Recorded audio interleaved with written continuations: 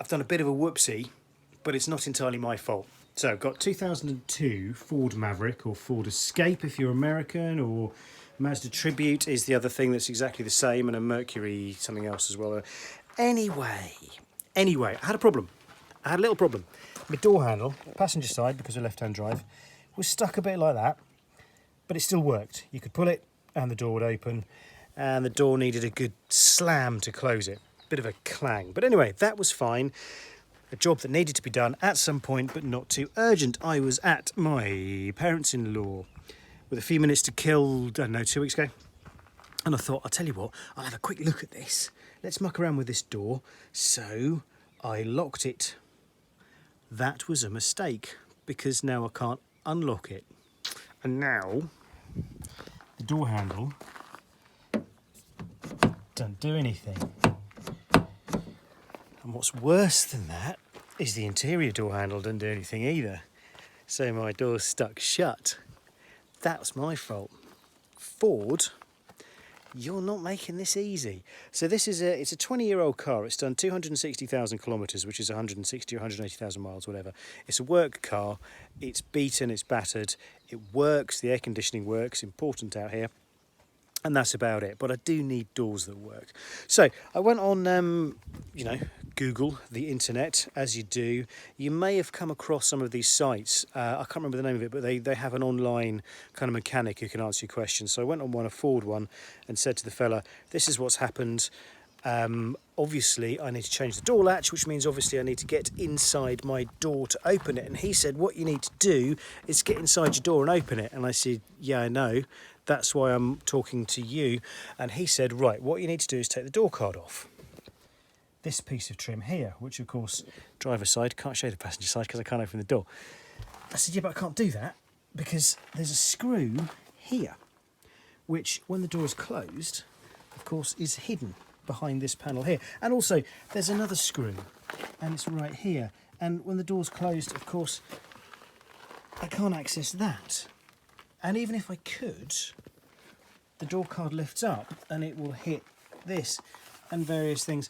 So that's not going to work, is it? And he said, okay, that's fair enough. So I'm an expert on Mavericks. I know all about these old Mavericks. Yeah, so what you need to do is you need to cut a hole or cut your door card to access the inside to ping the lock and open it. Okay, fine. So I had a cunning plan. What I did was I've peeled back my trim. It's a bit gunky in there, but obviously it's not so bad when the trim's on. And I was going to cut a hole in here.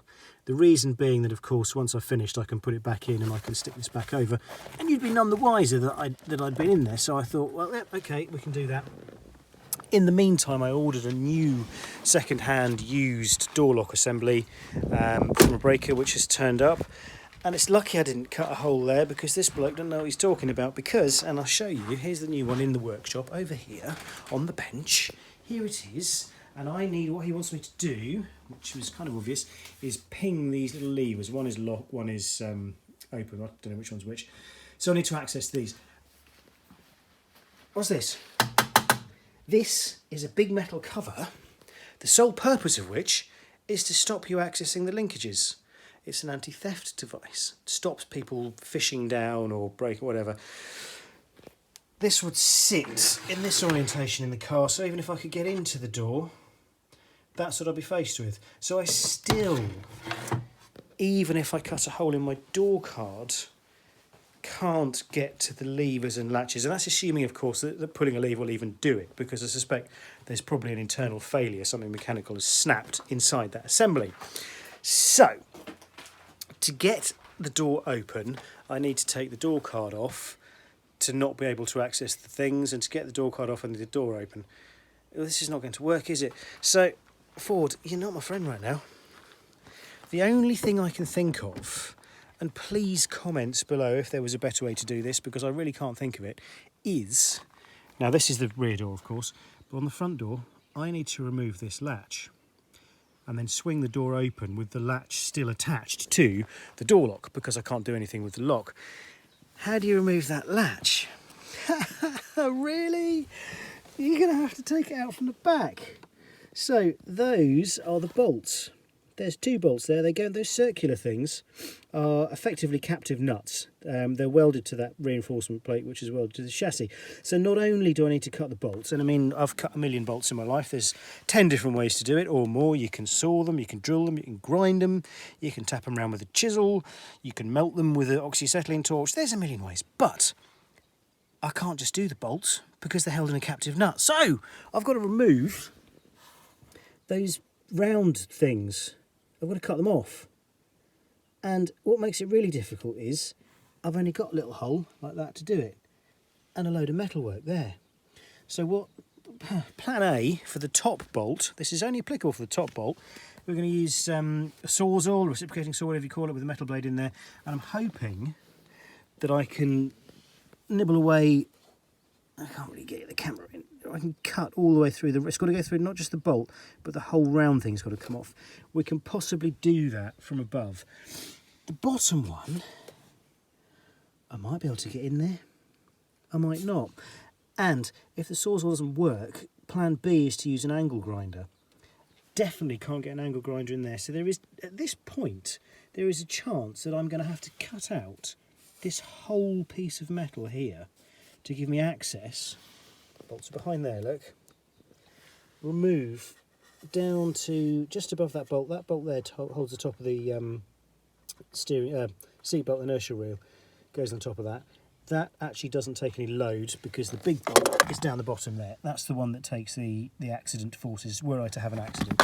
So this is not too important, this bit, but oh, come on, Ford. The only way I can do this is to cut bolts out and potentially cut some of the unibody chassis of my car. Are you for real? I don't care. This car's 20 years old and it's a beta and I really don't care. But imagine if you're, I mean, they were made up until relatively recently, these cars. Imagine if you've got a nice example, a nice family car, and it's shiny and pristine, and you want me to do what now? Cut half my bodywork away to cut bolts? Really? And the really daft thing is, and this is common with many cars, if it was the boot, here is the boot, what you can do is you can pull back this bit of plastic, and there's a little manual release in there. And I bet if you look in the owner's manual of your car, whatever it is, if it's been built in the last 20 years, there'll be a manual release for the boot, but there isn't for the doors. So I will film some of this because this is going to be really long-winded. I'm not going to film hours of me cutting things. We'll show you sort of the plan, and we'll take some bits of footage of what I'm doing, but and then we'll see plan A, plan B, I don't know, plan C, plan D, who knows. Let's see where we end up. And of course, by the way, just by cutting those bolts out, that will open the door, but there's no guarantee I can then get that latch out of the locking assembly. I might have to cut that as well. This is just silly. So this is the bit for plan A. We get the sawzall, I'll be trying to cut it. I've made a little bit of a start, but what I'm doing, it's just using the very tip of the blade. I'm only using that much of it because it hits the bodywork, which again is not great. I want to use a lot more. Anyway, I'll show you what I'm doing. We'll start it up, and then we'll pause and go on to the next bit, because if this does work, it's going to take me quite a while to do this, and it'll make for a very, very boring video. Here we go.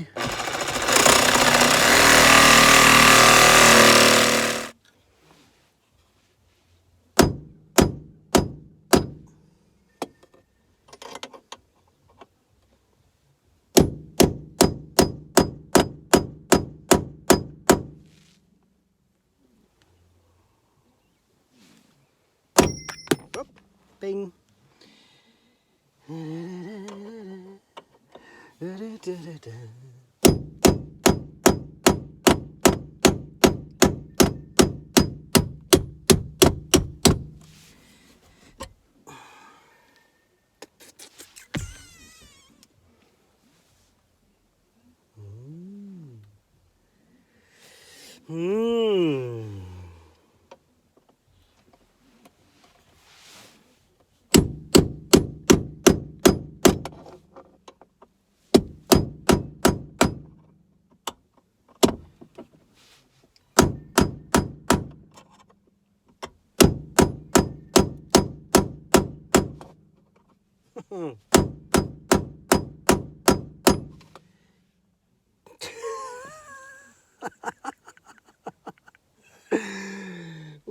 This is just silly. This is just silly. It's like, is it nearly there? Making a mess of that bracket. Let's beat it some more, shall we?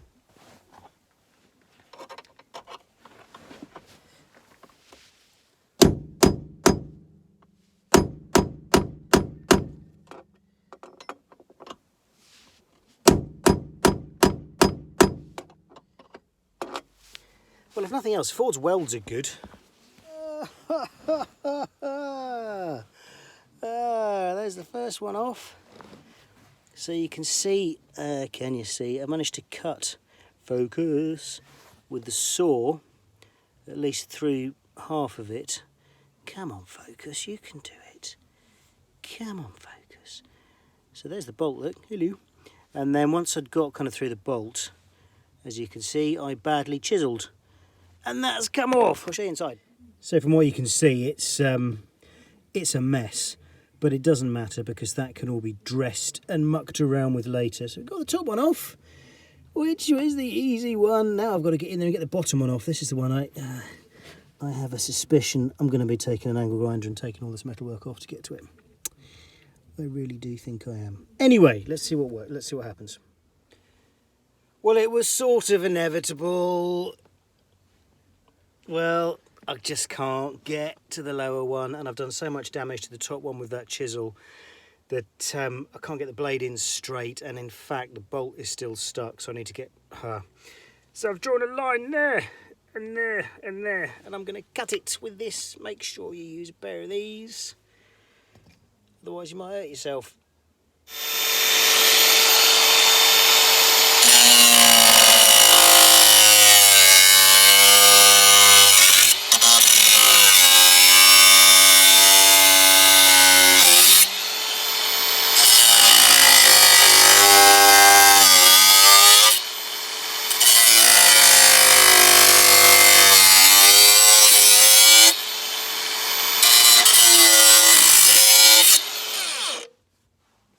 Etc, etc, etc.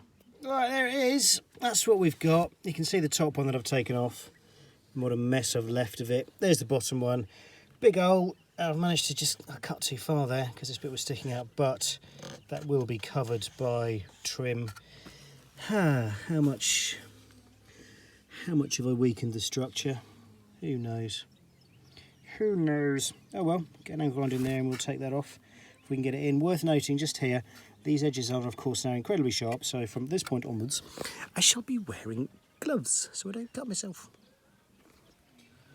That is just the most ridiculous amount of damage. Oh man, I then had to widen the hole down here and then cut a bit there as well, and that was to get the head of the angle grinder in. Like this. You can see I had to clear the bolt on that side and to get it in. Excuse my hand, this is difficult. Now, I'm not using a guard, and I have got my face mask on and my ear defenders. My advice to you would be don't ever do it without a guard unless you know exactly what you're doing, because if a grinding disc shatters any part of your body, but particularly your face, it's going to be messy.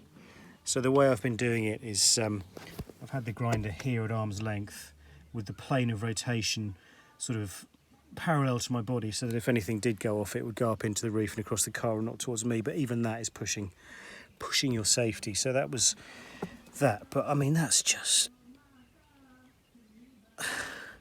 that's ridiculous. Anyway, now we've got the door open.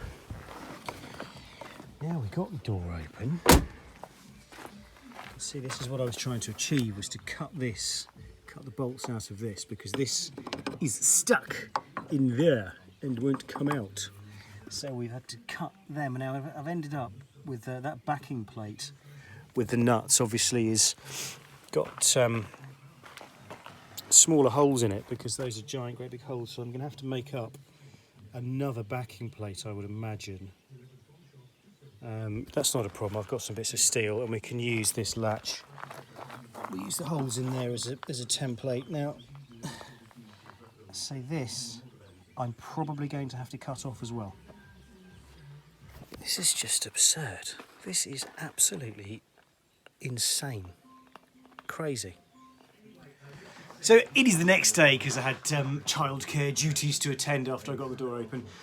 The plan of action then, the first thing I'm going to do is make up that little plate that goes on the back of this in the door jamb, door frame, if you will. There's a couple of reasons I want to do that.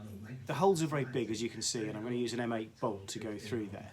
That's the original size, is M8. So I could put washers on the back and it could all float around, and what I want to do is make a little plate with 2 holes drilled that match that to go on the back of it. If I had a welding kit, which I don't, I'd tack weld a couple of nuts onto that to make them captive, but I haven't got that. So we use some loose nuts, some nylox or something. See what I've got on my box of bits.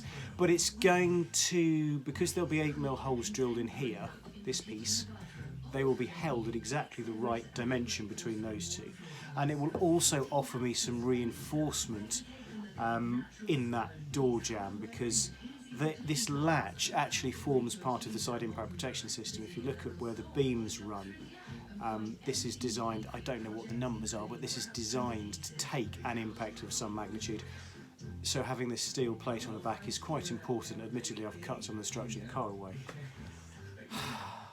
I still can't believe I've had to do that. This is utterly insane. Anyway, we're going to clean this up, we're going to cut it out, we're going to paint it with a bit of primer, drill some holes in it. I'll show you the first bit. It'll be boring. You'll notice I've got my guard back on, because you should always have a guard on these things. Just take it up.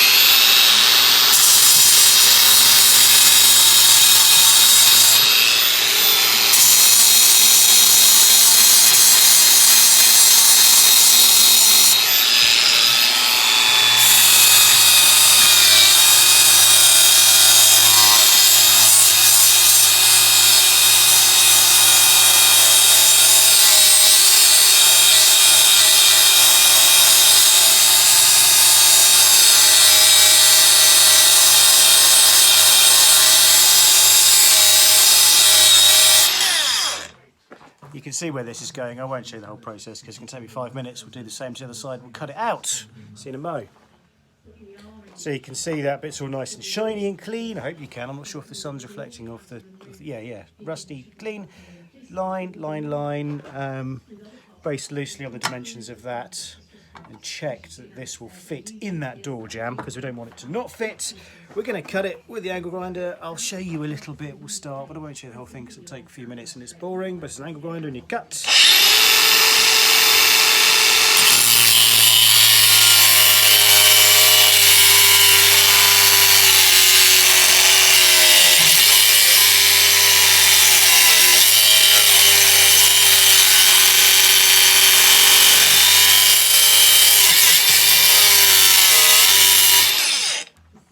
You get the gist of it. Can't see it, but it's in there, and we're going to drill for M8 bolts, M8 8mm clearance hole. Drill nice and slow because it's steel. It's not stainless, but it's we go nice and slow. A little bit of juice on there,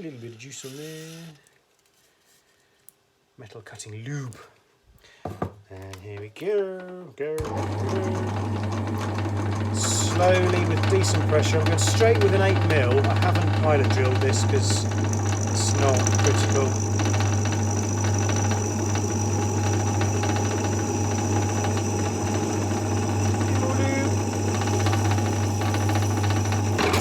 Good. One. And we'll reposition and do the other one. And I drilled some holes. I deburred the holes. So I went straight for 8mm because this is just a little bracket in a knackered old car. If I was doing that for an aeroplane, I would have done 3 or maybe 4 holes. I would have done a pilot, an intermediate, full size, and then possibly reamed it as well. So it's complicated working on aeroplanes. Old cars like this is dead easy. Easy peasy. Bit of primer. Little primer. It says it in Greek, honest, it is. And white, because I just happen to have white. Silver would be better, but who cares?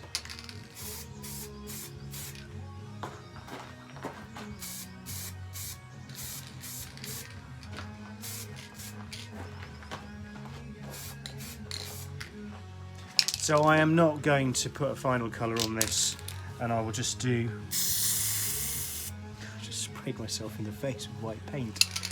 My glasses. You silly boy. I'll do 2 coats. And now I'll go and get some solvent to clean my glasses. My solvent rag didn't get the white spatter off my glasses, so now I'm looking through a sort of a speckledy haze. Workshop glasses, who cares? Right, so what I have done, I have took out the latch mechanism from inside the door and the handle and things. I'm not going to show you how to do that because there are at least 3 decent YouTube videos of other people doing that to the Maverick or the Tribute or whatever else this thing is. So I'm not going to waste your time on that. It's dead easy. It's about 5 or 6 screws and it takes 5 whole minutes on my desk. In the workshop I have the old unit, the broken one. It is filthy disgusting, and here is the new second-hand one, which is much cleaner. The scrapyard won't have cleaned it because why would you? You know, they take these things out and they sell them off at cheap. So it just goes to show how filthy my car is. It's disgusting. Anyway, there are a couple of differences which I'm hoping aren't going to be a problem. This is an EU spec one, obviously. This car was built for the Greek market and sold in Greece. This one was built for the UK market. As you can see, my anti-theft shield is plastic, and on here it's a much more substantial steel affair. Dimensionally, I haven't measured, they look similar or the same in terms of the screw holes here, sure, and where the handle sits in the door. So I'm hoping that I can offer that in and it should just fit straight in there without any modifications. If it doesn't, I can remove this latch assembly and move it over to this side. But this is manky in here. Now, I suspect the problem is in here because neither the exterior handle nor the interior handle would work. But this is very worn, whereas this one's in much better condition. So I'm going to attempt to use it as it is. A couple of other differences. Because this is a UK market, the right-hand door, of course, is the driver's door. So we have a key. And on this one, being EU, we don't have that key. So there's another little lever in there. We've got the yellow one at the bottom, which we don't have here. I don't think that's going to be a problem. I don't have the key. I'm never going to use it to lock it. The other thing that might have an impact on is the electrical characteristics of it. Because obviously this, having a key in it, will send a signal to the central locking system when you lock it. That one doesn't. The sockets look the same. They're physically the same. So I'm hoping that it will be the same, the wiring, the pin out, where they've just cut it off, will be the same. And obviously this one's just going to have an extra pin or two, but the system will ignore that because it's not connected. Let's offer it up and see if it fits and see if it works. That would be nice, wouldn't it? Working doors, blimey.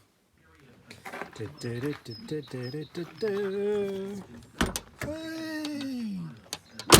Oh! Hey! Oh! That's nice, isn't it? It works on the inside as well. Can't bother to show you, but it does. That fit went straight in, no problems. So obviously it is the same. And also the central locking works as well, which I wasn't convinced, but I didn't care, but it did. So this is the thing. There's my finger. There it is. There's my little plate.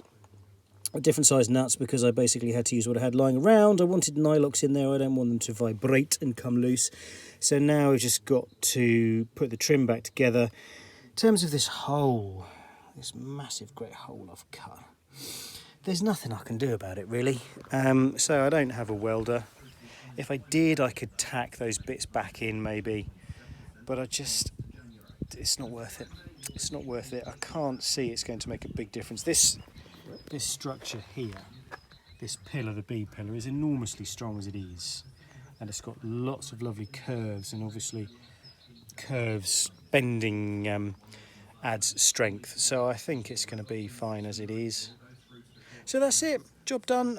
Again, I'm not going to show you reassembly of the door card or anything else because there are a million YouTube videos and it's boring, but it was just as much as anything, it was a kind of a how do you get into a door that's really, really stuck? And again, I mentioned it earlier, if anyone can add some comments as to how you would have done it without having to cut those bolts out, particularly any Ford technicians or anyone who works in a main dealer, if somebody had brought you a car worth more than this one, a nice car, how would you have gone about doing that without cutting into the chassis, the bodywork of somebody's car, because it's still, having done it successfully, seems utterly, utterly ludicrous that I've had to remove parts of my car's bodywork, not remove, cut out, just to get a door open.